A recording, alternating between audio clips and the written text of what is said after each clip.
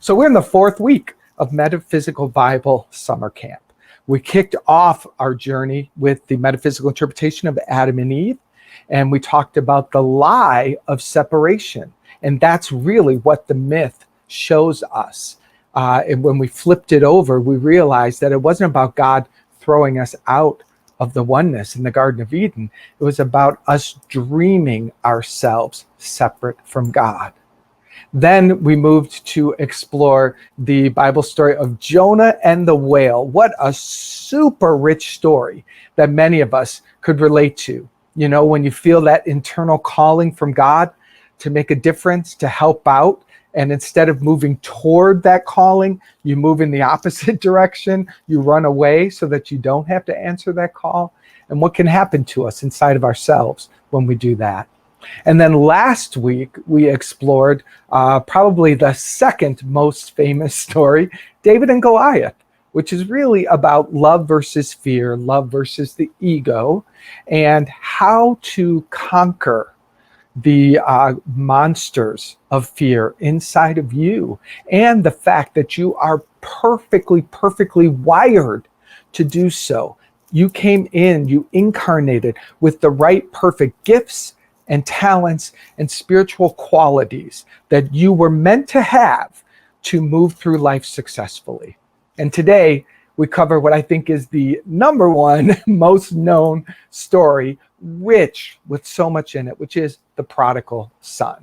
I've spoken on this hundreds of times, and I will speak on this hundreds and hundreds of times more, because it truly does tell a very familiar story on so many layers. I mean, there's just layers and layers and layers. So my intention is to go to a deeper layer than we ever have. And I invite you to open yourself up to hear this story in a brand new way. Not, oh yeah, I've heard that, but what's new here for me?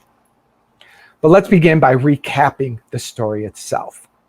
So I kind of like just tell it in modern language. I'm just going to kind of make it more understandable that way. So there's this really rich dad, like more money, more good, more manifestations that he could ever spend in 10 lifetimes. He's got two sons. He's got the prodigal son and the good son.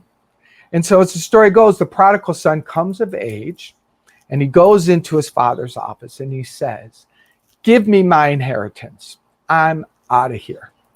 So the father, with all the love in his heart, gives to the prodigal son his rightful inheritance. And the prodigal son takes off. He leaves, he heads out of town as fast as he can. And let's say he goes to a rock and roll city like New York, and he gets himself the penthouse on the highest building, and he just goes for it. He's just party city 7 days a week. Now, he's got lots of friends coming to join him because, hey, wherever the free party is, why not? So he's filling his home with lots of different people, and he's just king of the hill. Highest tower, best apartment, amazing view, people all around him, loving him and thanking him, partying it up, morning, noon, and night. Well, the prodigal son is just running on these resources that he's been given, but they run out pretty quickly. And so what happens? The friends start to leave. He becomes more and more lonely, depressed, afraid, disconnected. And so he starts, let's say he starts partying and using more and just gets more and more contracted by the fear and the disconnection and the isolation. He loses that beautiful penthouse. That's gone. Of course, all the friends disappear. And he finds himself in a dark back alley, all by himself, so lost, so forlorn. Now, in the story, the original story, it says he finds himself in a pig pen, working with the pigs, like taking care of them. That's the best he can create. But inside of that deepest bottom, he has a revelation. And he thinks, I could go back and work for my father. I could get a meager job for my father and have a better life than this. So he decides to begin returning home. And as he gets closer to home, he hangs heavier and heavier, the shame and the guilt, and he's just walking one step at a time, like really kind of imagine practicing his speech, his apology to his father, and begging for him, just give me a job, please. I'm sorry. Well, the father sees him coming, and the father is filled with so much unconditional love. He goes running out the front door. He runs down the long driveway, and he's running down the road to meet his son. And his son sees his father coming. He's like, no, I'm not worthy of this. I'm not worthy. No, just give me a job. All I want is a job. Playing smaller and smaller and smaller. But the father won't see it.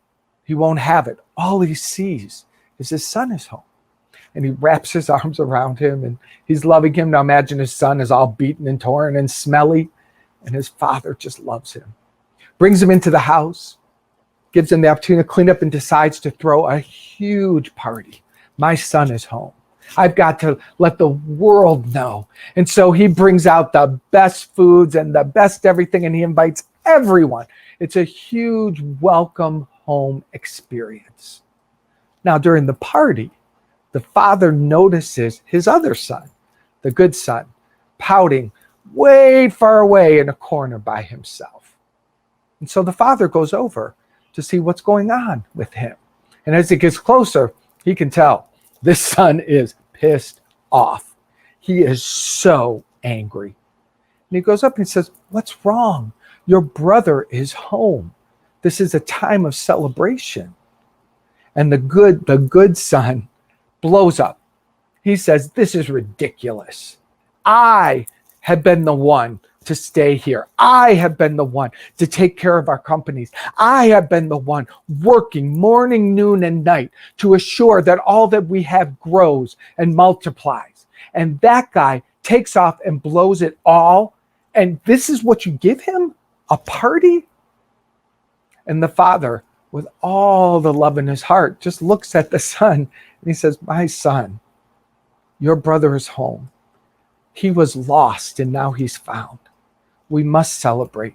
And please know that all that I have been given is yours and always yours. So that's the story. Now, let's look at this metaphysically, because obviously that's where it gets really rich. Okay? So the Father represents the love of God. It's the love of Spirit inside of you. It is the beam of light in the center of your being that never judges. It knows nothing but the extension of itself as who you are. It doesn't see the negativity. It doesn't buy into the broken stories. It doesn't play the game of separation. It is the light and the love of God from which you come. I say it every Sunday. We cannot know the place where God ends and you begin. There is no knowing of that, because it is one stream of unconditional love. Please, let's pause right there and breathe that in with me. The unconditioned, perfect love of God resides in you, and it is that from which you have come. So that's the father of the story. Good place to begin, right? Now, the prodigal son represents the part in us that out of shame and guilt and the ego believes that we're separate from God. And the ego part of ourselves thinks that it has to build its own kingdom. It thinks it has to separate itself from the collective, and it needs to make a stand of its own. The ego inside of us is out to prove in the world. It's out to conquer in the world. It's out to impress in the world. It never believes itself worthy. In fact, the ego depends on you believing you're not worthy. The ego depends on you not wanting to commune and merge with the will of God that is so perfect for you. The ego whispers inside of your ear, you must find your own way. You must build your own kingdom. You must prove your own worthiness. The ego sets us off on a course that will never, ever, ever lead to anything good. The ego's mantra is seek and never find. You got that? The ego's mantra: seek, prove, build, get out there, never find, never really succeed, never really feel complete, never really feel good. But keep trying, keep hanging out there, and I'll give you just enough recognition here and there. I'll give you crumbs to keep you going. So all we get in the world is crumbs. Sure, you might have a big score in the world, you might get a little recognition, you might get a big win, but it's temporary if it's not anchored first in the love of God. And that's what the prodigal son represents inside of us. It's the part of us believing itself separate from God, takes its inheritance, and goes off and tries to build on its own, which is impossible. It is literally impossible, because you never can separate from the love and the power of God. You can pretend, you can dream it, you can try, but you'll never, ever, ever succeed. What you will do is eventually hit a place of so much pain, so much loneliness, so much loss, that the only place to turn is back to God. Those of us who have struggled with addictions and really bottomed out understand that. Those of us who have bankrupted, lost all that we built, understand that. Those of us who have suffered great illness in the body, lost a loved one to death, we know the pain so dark, the back alley experience of being so alone, that even when we don't know what God is, it's all the words we have is to cry out for help. In this story, it shows us the extreme consequence of that. The bigger danger, listen up, take a breath. The bigger danger is for those of us who don't reach the extreme bottoming out, but just create a life further enough out to make us think we're succeeding. And we're in pain, but not enough pain. We're in pain, but we're not bottoming out. We're building in the world and we're experiencing enough success and falling down that we can keep ourselves toggling out there. That's the ones I'm more worried about. The ones who bottom out, the addicts who crash and burn and call out to God, they're covered. It's those of us who are in the middle, and that may be you. Please be willing to look. Where am I in pain, but not enough pain to change? Where am I experiencing just enough success and recognition in the world that I give it value and I can leave God out of it, at least not in my moments, but overall? This is an important thing. The story shows the bottoming out. If you don't bottom out, will you be stuck forever out there like the prodigal son? Of course you won't be, but we want to get you home quickly. So wherever you are, all the way to the bottoming out or halfway there, this is your moment to breathe and go, I want to go home to God. I want to go home to the oneness with Spirit. And that's what happens to the prodigal son. Now, it's an interesting thing because in the story, it says that he is, in ancient times, that he is taking care of the pigs in a pig pen. Now, this is a Jew in the pig pen. Now, so that's got extra drama because, of course, if you know the Jewish culture, the pigs are not to be eaten or messed with on any level. So it really just shows an even deeper level of how far down he's gotten. So he starts moving his way back to God, which is that wake-up moment that I pray for you and for me. I pray for that wake-up moment when I get 2 steps out. I'm not interested in the long journey to bottoming out anymore. I'm not interested in 2 steps out. I know the ego does that, but pray us home. So the prodigal son returns. The unconditional love of God is there, right? Welcome home. All the love of God sees is its own beautiful creation. And he brings him home. Now I want to pause here and talk about the inheritance. Because in the world of form, I use the analogy of money and penthouses and, it's spending things of this world to get things of this world. But that's not your spiritual inheritance. And there's a larger price we pay when we deplete our spiritual inheritance. And what is your spiritual inheritance? Your joy, your passion, your creativity, your divine ideas, of which there are infinite solutions inside of you, a forever blossoming garden of love and joy and power and peace. All of that is your inherent inheritance. All of that has been given to you. And on that, you can build and create from and as God all that you want and more. Now, this is what truly gets lost. That's really what suffers. The things of this world come and go. But if you hang out too far out in the prodigal son land, it is the soul that dies. Not completely. There'll always be a string, but the dying soul is the most painful, because that's where the loneliness and the isolation and the depression and the suicidal tendencies live. It's in the dying of the soul.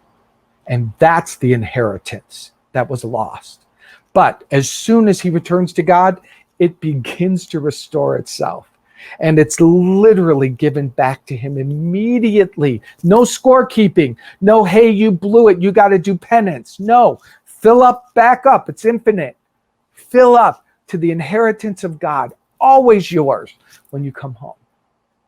But one of the most important parts I want to focus on in the story is the good son. Oh, the good son. We all have that inside of us. We have the prodigal egoic part that wants to go away and separate from God. And that one's obvious. But the good son is being conditioned by religions and by culture and by family. And the good son says, don't be yourself, pretend. Be good, be nice, be kind. Do your part and then you'll win. Climb the ladder, then you'll succeed. Get this degree. Make sure that you do this right. Build up your ways of the world. Be good according to the plan of the ego and the family structure and society. And then you will succeed. And that's the part of us that's like, cover up your authenticity. Don't be too loud. Don't want for too much. Keep it under wraps. Don't be you.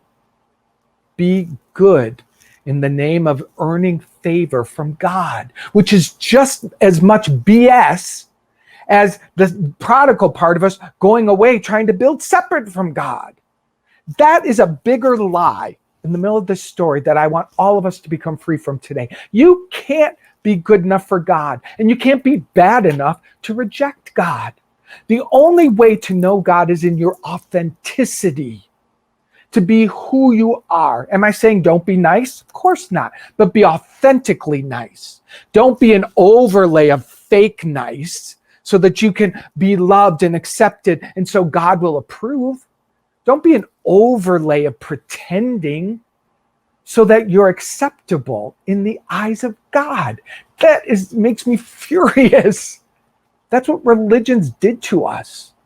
That's what happened to us as very young kids. We got captured and we were told that we have to be good. Santa Claus was watching, making a list and checking it twice. That is trauma to a young kid's mind. Trying to be other. Then we have a selfish thought. We have a sexual urge. We have an impulse of joy. And inside of us it says, no, turn that off. Don't let anyone know this is here.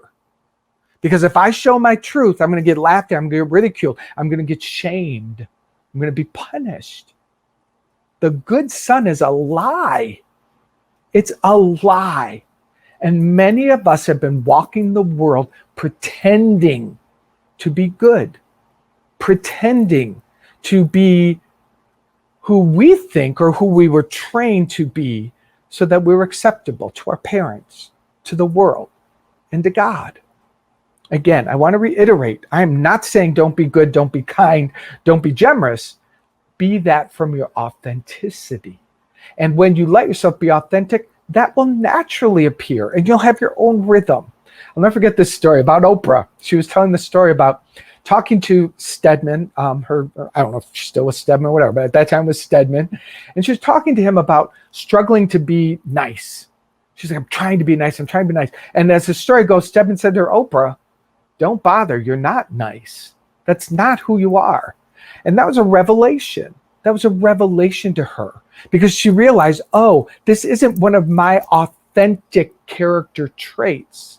And as she gave up trying to be nice, I have no doubt niceness flows. I mean, this is one of the most generous women, spiritually evolved women on our planet today. But it's when you're trying to be it, when you're being the good son.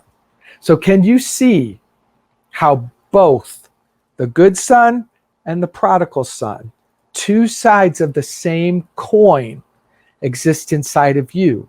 And in fact, they support each other, because after the good part of the trying to be good part of you has had enough efforting, you know what it says? Screw it. I'm out of here. I'm going to go get my own. And the prodigal son takes over. So it really is flipping a coin. It's the same. It's the same broken parts coming together, working in partnership to keep you separate from God. And when we come home to God, all is ours. And what does God say to the good son? The same thing to the prodigal son. Look, man, play your games. All I have is yours. Now you're going to have to come get it and be in alignment with home. You can't sit out here pouting and get it. Please hear that. You can't sit outside pouting and comparing and keeping score and competing. And why did she get it and I didn't? You'll never get God's grace from there. But you will get it when you recognize, oh, this is the good part, and this is the trying to be good part in me. Whoo, let that go. Come home to God. So when we bring the prodigal part of us home to God, and when we bring the part of us that's trying desperately to be good, to seek favor, home to God, then we're centered in the will of God, which is only good, which is only generous and abundant, which is a joy that is beyond your understanding. This is the gift, and this is the metaphysical interpretation of the prodigal son. It's the story of all of us, yes? Take a deep breath. Let's move into prayer. Welcoming back Amy and Jesse, our prodigal son and daughter. Take a deep breath, everybody, as we turn within and let them lead us in with song.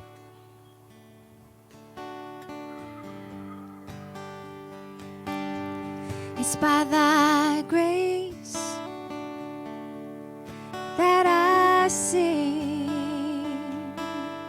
It's by thy grace that I sing. It's by thy grace, Yes. that I sing your holy name. Oh, it's by thy grace that I feel. It's by thy grace that I feel. It's by thy grace that I feel your holy name. And it is God's grace that brings us home and allows us to feel the holiness, the wholeness, the oneness with God. Again, where I began, it is established inside of us as an ever-flowing, never-ending, infinite stream. And we are that. And so today we call upon the grace of God to bring home in us the prodigal parts, the parts that in defiance and fear, shame and guilt have gone away from God and tried to make a life. God's grace, bring those parts home with total unconditional acceptance now. And to the parts of us that are faking it, putting on facades of niceness and kindness and dimming our light to fit in, thinking that that will bring us reward. Oh, God's grace, bring that part of us home now, once and forevermore. It is the grace of God that allows us to lay down the games and to just be here, to let God's grace flow through us and to use us, to use our hearts, to use our minds, to use our voice, to use our hands, to be the real blessing unto the world that we're here to be. Holy Spirit, help us to know that God's will in perfect alignment. God's will is the greatest expression of our lives that we could ever have. Cut the cords to every false belief that pulls us out of this. Let us stand strongly and openly to the flow of God's will and God's grace as we say, use us, use us, use us, use us, use us. Take a deep breath.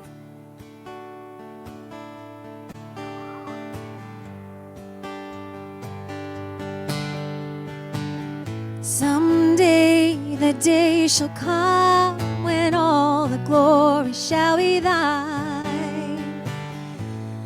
People will say it is yours, but I shall deny, not mine.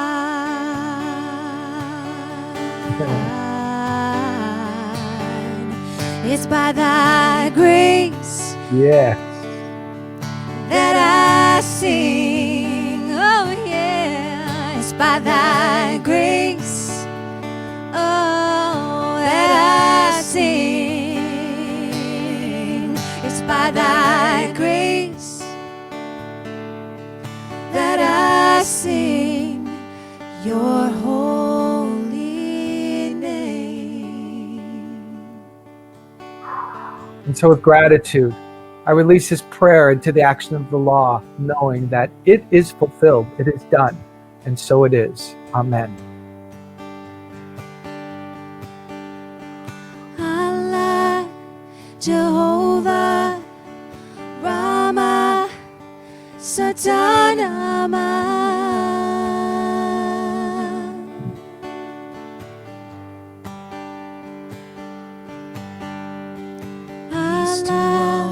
Jehovah, Rama, Satanama.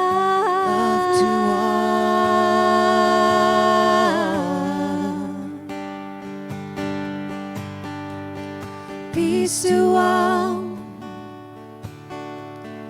life to all, love to all.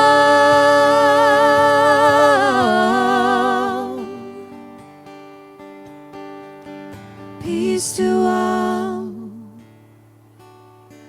life to all, love to all.